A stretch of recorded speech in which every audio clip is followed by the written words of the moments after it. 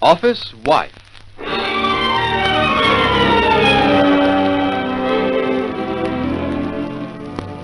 The story of the girl who married her boss and of the girl who took over.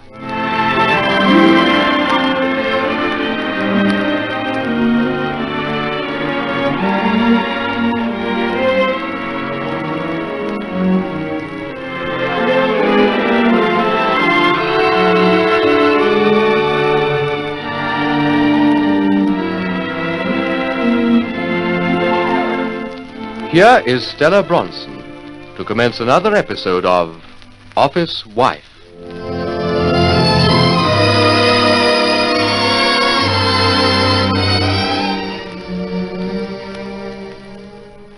Yesterday they hauled Jeff Pilgrim off to jail for embezzling something like £4,000. And I'm the only person besides Harry Palmer who knows he didn't embezzle a farthing. And in a way I'm glad. Marcia, Jeff's wife, has turned against him. So that one day when the truth comes out, well, I can dream, can't I? I discovered that Marcia's not going to bail Jeff out or help him in any way at all. So it's up to me. I haven't much time. The lower court hearing's set for the day after tomorrow. Oh, there's Benny Puller ringing for me.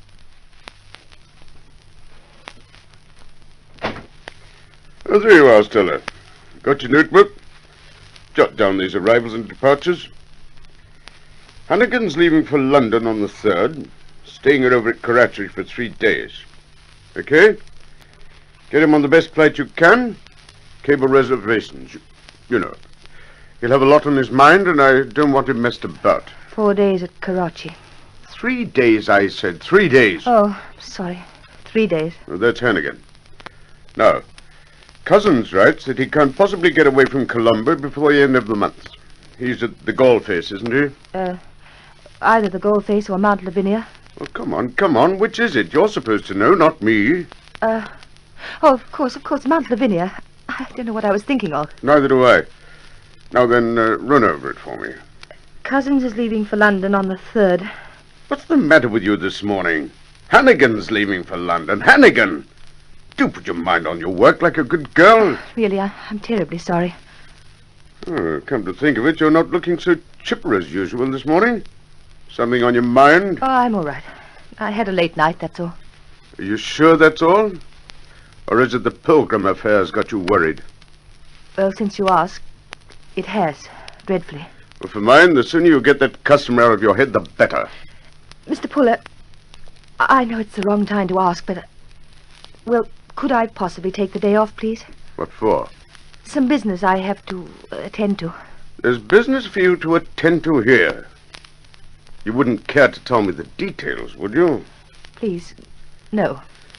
Well, all right, then.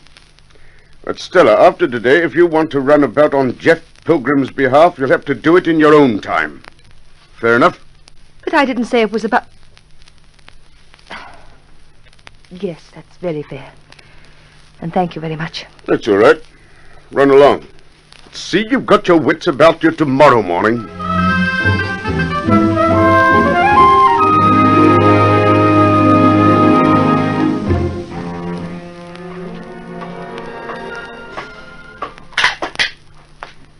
Okay, Pilgrim. What is it?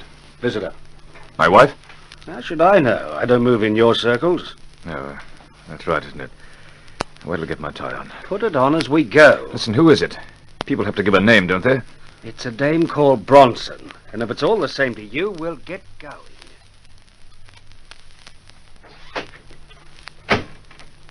Hello, Stella. Am I glad to see you? Oh, Jeff, darling. And they said I could only have 10 minutes, so don't let's be sentimental. We haven't time. Has anyone else been to see you yet? Only my mouthpiece. Who have you retained? Guy Stubbs. Casey? Uh-huh. What about Marcia and Tracy de Bendigo? The sergeant said he phoned them, but they wouldn't tell me a thing. You may as well know, Jeff. I've seen Marcia, and they're not going to lift a finger. But what about Marcia? What does she actually think about all this? She's letting you slide. She thinks you were embezzling to get enough money to clear off with me. Oh. You know the score, don't you, Stella? Yes, Jeff, I know the score. Harry Palmer. Stella, the hearing's the day after tomorrow. And according to Stubbs, there'll be a case to answer. That means I'll be remanded to the next criminal sessions in about 3 weeks. Now listen. Stubbs told me the police are going to oppose bail. But I have to get out of here. I have to. Do you hear me, Stella? I have to get my hands on Palmer. All right, keep your voice down, Pilgrim. Yes, darling, you mustn't lose your head. Now, what does Stubbs think about bail? It'll be touch and go. Because they think I've still got 1,800 of their filthy money tucked away. If the magistrate agrees to bail, it'll be in my personal bond and at least one surety. But Stella, it'll be for thousands. I can put up some, but if Marcia and her uncle won't rally around, I don't know what I'm going to do. I'm on my own. My nearest relative's in South Africa. And I have to get out of here. Can you understand me, Stella? I have to get out of here. I'll go off my head if I have to sit in a cell. You trust me, don't you, Jeff? Yes, I trust you. If you hear anything about Harry Palmer and me, promise not to believe it. Why? Because you're not on your own, Jeff. I am as far as getting out of here goes. No. You're not going to jail, and I'm going to get you out of here. Okay, time's up. I'll be in court the day after tomorrow, and I'm going to get you out of here. But how the devil will you get your hands on enough money? Time's up. You'll have to leave now, miss. Is he allowed cigarettes, Constable? Yes. Take these, Jeff. Keep your chin up. It's only 2 more days. And remember, darling, remember, I'm with you. Goodbye, Stella.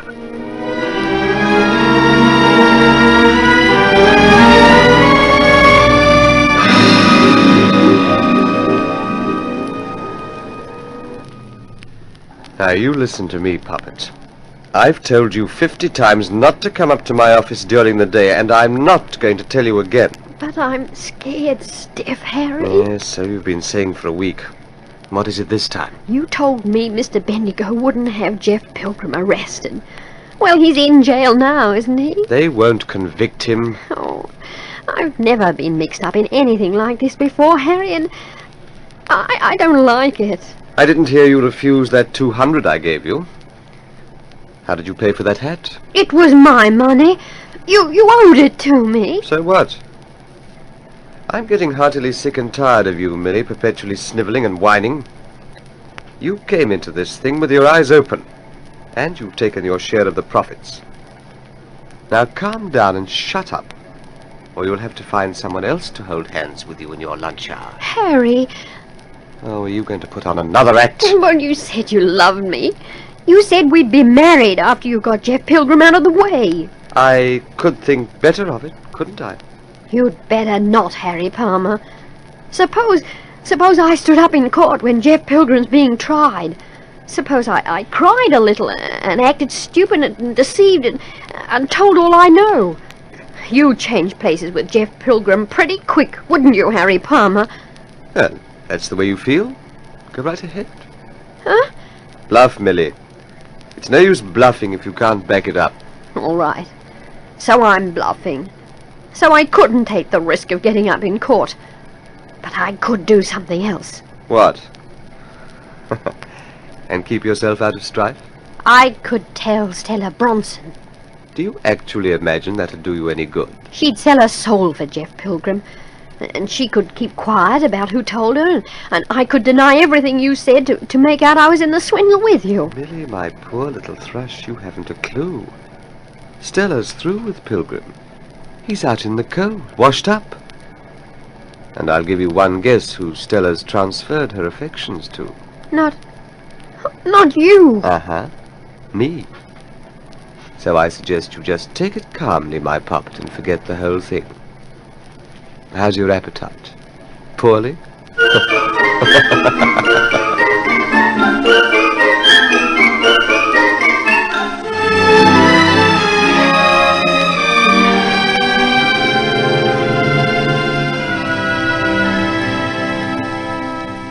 Mr. Puller, you always trusted Jeff implicitly, didn't you? It's the first time I've ever been taken for a ride. You're quite certain you were? I can see a thing when it's staring me in the face. Mr. Puller, if I could show you how Jeff Pilgrim could have been framed, would you alter your view? Could have been framed or was. I know he was. Right. Well, shoot. Just because I'm giving you a hearing, don't expect me to... Oh, never mind. What's your story? Well, it starts 2 years ago. The very first day I walked into Tressida Bendigo and Company at... I can smoke, can't I? Yes, sure. Well, the day I first set eyes on Jeff Pilgrim and first talked to Harry Palmer. So there it is, Mr. Puller. All of it. Chapter and verse.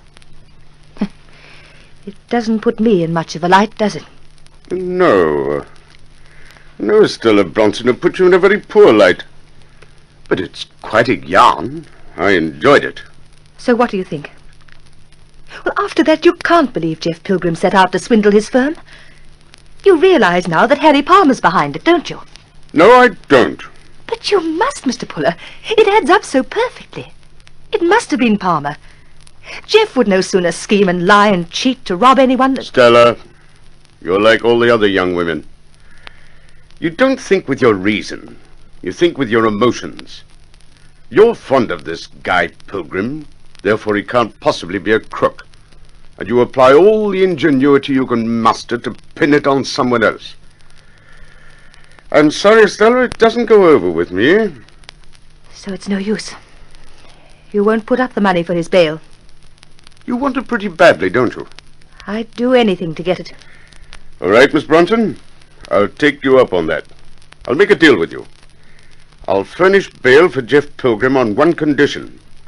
That after he's had 3 weeks in the open to clear himself, and whether he's convicted or not, you promise me faithfully that you will never see him again.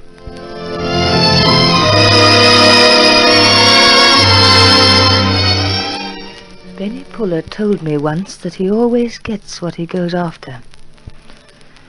Well, it's worth it if Jeff can get out of this awful mess. But never to see him again. Ever. Is anything worth that? For this, Benny Puller, I hate you. Because I know why you're doing it.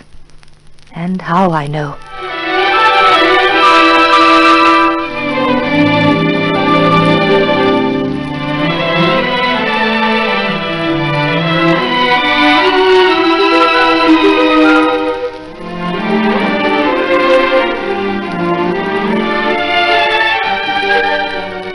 We invite you to listen to further episodes of Office Wife, written by L.J. Hardy, a Donovan Joyce production.